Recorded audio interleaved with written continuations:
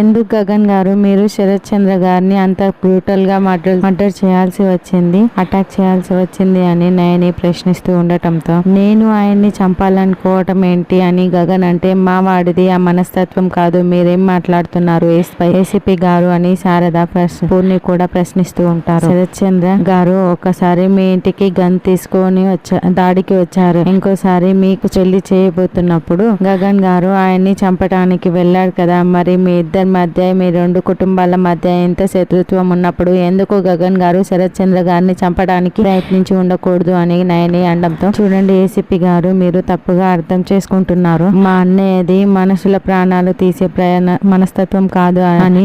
అవునా పూరి, అయితే మీ అన్నయ్యని నోరు తెచ్చి మాట్లాడమని చెప్పు, ఆ రోజు రాత్రి శరత్ చంద్ర గెస్ట్ హౌస్ మీ అన్నయ్య వెళ్ళాడా లేదా అని ఏసీపీ నయని అడగటంతో ఏంటి ఏసీపీ గారు మీ దగ్గర అన్ని సాక్ష్యాలు ఉండి ఉంటాయి కదా, ఎందుకు ఇలా ప్రశ్నిస్తున్నారు అని శారద అంటే నా దగ్గర అన్ని సాక్ష్యాలు ఉన్నాయి కాబట్టి నేను ఇలా మాట్లాడుతున్నాను, చెప్పండి గగన్ గారు ఆ రోజు రాత్రి మీరు శరత్ చంద్ర గెస్ట్ హౌస్ దగ్గరికి మీరు వెళ్ళారా లేదా అని నయని అడగటంతో వెళ్ళాను అని గగన్ చెప్పటంతో శారద పూర్ణి ఇద్దరు షాకింగ్ గా చూస్తూ ఉంటారు. గగన్ గారు జెన్యునే రాజేందర్ గారు మీరు ఆ సీసీటీవీ ఫుటేజ్ ని వీళ్ళకందరికీ చూపించండి అని నయని చెప్పటంతో ఇన్స్పెక్టర్ రాజేందర్ సీసీటీవీ ఫుటేజ్ ని చూపిస్తూ ఉంటారు. అందులో గగన్ శరత్ చంద్ర గెస్ట్ హౌస్ నుంచి బయటికి వస్తున్న వీడియో రికార్డింగ్ ఉంటుంది. అదే గగన్ గారు శరత్ చంద్ర గెస్ట్ హౌస్ నుంచి బయటికి వస్తున్న వీడియో అది చూసారు కదా, ఇప్పుడు చెప్పండి గగన్ గారు మీరు ఎందుకు వెళ్లాల్సి వచ్చింది అని నయని ప్రశ్నిస్తూ ఉంటే అది నా పర్సనల్ మ్యాటర్, వెళ్ళటం అయితే నిజమే కానీ నేను ఎలాంటి క్రైమ్ చేయలేదు అని గగన్ చెప్తాడు. శత్రువుల మధ్య పర్సనల్స్ ఏముంటాయని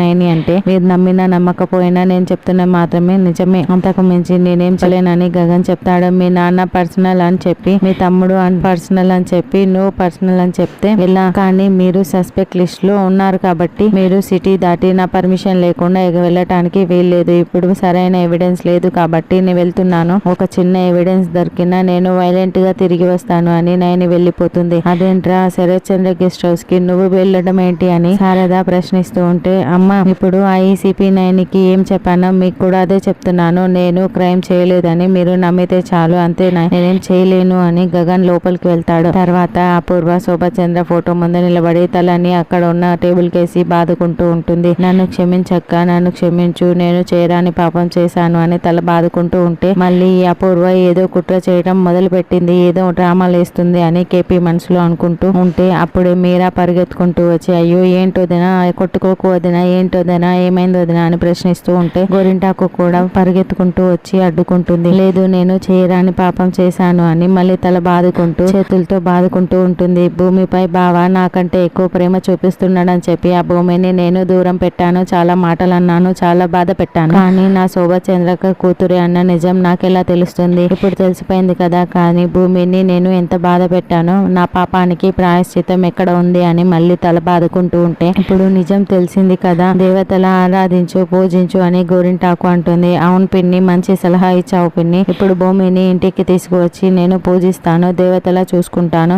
ఇప్పుడు బావ రేపు మాపో కోమా నుండి బయటికి వస్తాడు, భూమి కన్న కూతురని తెలిసి భూమిని దేవతలా చూసుకుంటారు. అయ్యో నేను ఎంత పెద్ద పాపం చేశాను, నేను కూడా భూమిని పూజిస్తాను, దేవతలా చూసుకుంటాను, భూమి కాలు కడిగి ఆ నీళ్లను నేను తల మీద పోసుకుంటాను అని అపూర్వ చెప్తుంది. కానీ భూమి ఇంటికి రాదేమో, మీరా నువ్వు భూమి దగ్గరికి వెళ్లి భూమిని ఇంటికి తీసుకురా మీరా అని అపూర్వ ఏడుస్తూ చెప్తూ ఉంటే నేను ఆల్రెడీ కోర్టులోనే ఇంటికి రమ్మని చెప్పాను వదన, కానీ భూమి రాలేదు అని అంటే మీరా ఏదో ఒకటి చేసి కాళ్ళ వేళ పడి భూమిని ఇంటికి తీసుకురా మీరా, నేను ప్రాయశ్చిత్తం తీసుకోవాలి మీరా, ఆస్తంతా కూడా ఇప్పుడు భూమిదే కదా, బావ కూడా చాలా సంతోషపడతాడు, బావ సంతోషం కోసం నేను ఏమైనా చేస్తాను, నువ్వే వెళ్ళి తీసుకురావాలి మీరా, నాపై కోపంతో ప్రాణం చెప్తుందేమో కానీ నువ్వు ఎట్టి పరిస్థితుల్లోనూ తీసుకురావాల్సిందే అని అంటే వదిన నేను ఇప్పుడు వెళ్తాను, ఆ దేవత కూతురైన భూమిని ఇంటికి తీసుకువచ్చి మనం దేవతలా చూసుకుందామని మీరా బయలుదేరి వెళ్తుంది. ఖచ్చితంగా అపూర్వ భూమిని ఇంటికి తీసుకువచ్చిన తర్వాత ఏదో కుట్ర చేయడానికి ఎలా ప్లాన్ చేసింది, వెంటనే భూమికి ఫోన్ చేసి ఇక్కడికి రావద్దని చెప్పాలి అని కేపీ మనసులో అనుకుంటూ ఉంటే ఇదంతా వింటున్న నక్షత్ర కోపంతో రగిలిపోతూ ఉంటుంది. మీరా కార్ దగ్గరికి రాగానే కేపీ పరిగెత్తుకుంటూ వచ్చి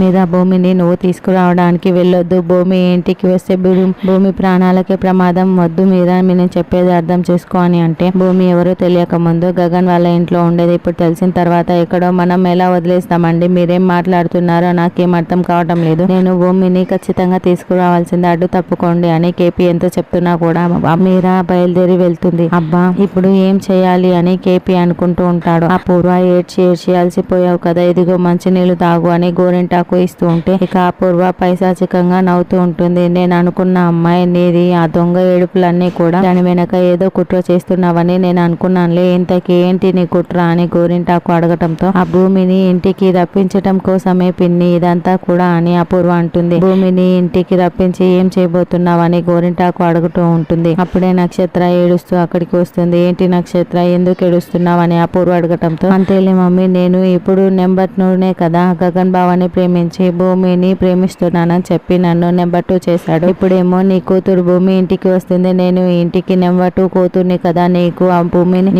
నువ్వు ఆ భూమిని సంతోషంగా చూసుకో అని నక్షత్ర అంటే మనం నెంబర్ 1 గా ఉండటానికి పక్క వాళ్ళ ప్రాణాలు తీసి మనం ఏమైనా చేయడానికి రెడీ అయిపోవాలి అని అపూర్వ అంటుంది. ఏం మాట్లాడుతున్నావు మమ్మీ అని నక్షత్ర అడగటంతో ఆ భూమిని బయట ఉంటే ఆ గగన్ గాడు కాపాడుతూనే ఉన్నాడు. అసలు ఆ భూమి ప్రాణాలు తీయటానికి కుదరడం లేదు. అదే ఈ రోజు భూమి ఇంటికి వచ్చిందనుకో, ఈ రోజు రాత్రికే భూమి ప్రాణాలు తీసేస్తాను. అందుకే నేను భూమిని ఇంటికి రప్పిస్తున్నాను. ఆ భూమి ప్రాణాలు పోతే ఇంటికి నెంబర్ 1 వారసురాలివి నువ్వే కదా, ఎప్పటికీ నువ్వు ఒక్కదిగానివే వారసురాలివి అని అపూర్వ చెప్పటంతో ఓ నీ దిక్కుమాలిన ఏడుపు వెనక ఇంత కుట్ర ఉందా, నాకు ఇప్పుడు అర్థమైందిలే అపూర్వ అని గోరింటాకు అంటుంది. తర్వాత భూమి హాస్పిటల్లో ఉన్న శరత్చంద్ర దగ్గరికి వెళ్ళి నాన్న ఇప్పుడు నా పరిస్థితి ఎలా ఉందో నీకు అర్థమవుతుందా నాన్న, ఆయన నన్ను కాపాడాడు, నాకు పాలు పట్టాడు, ఆయన నా దృష్టిలో దేవుడు, అలాంటి ఆయన ఇప్పుడు నన్ను వద్దని చెప్తున్నారు. మీరు దేవుడే ఆయన దేవుడే, ఇద్దరు దేవుళ్ళలో ఎవరు కావాలని చెప్తే నేను ఎవరిని కోరుకున్నాను. అయినా కూడా మీరు నా కన్న తండ్రి అని తెలిసిన తర్వాత కూడా నేను మిమ్మల్ని వదులుకోవడానికి సిద్ధమయ్యాను. కానీ ఆయనకి నేను వద్దంట నాన్న వద్దంట.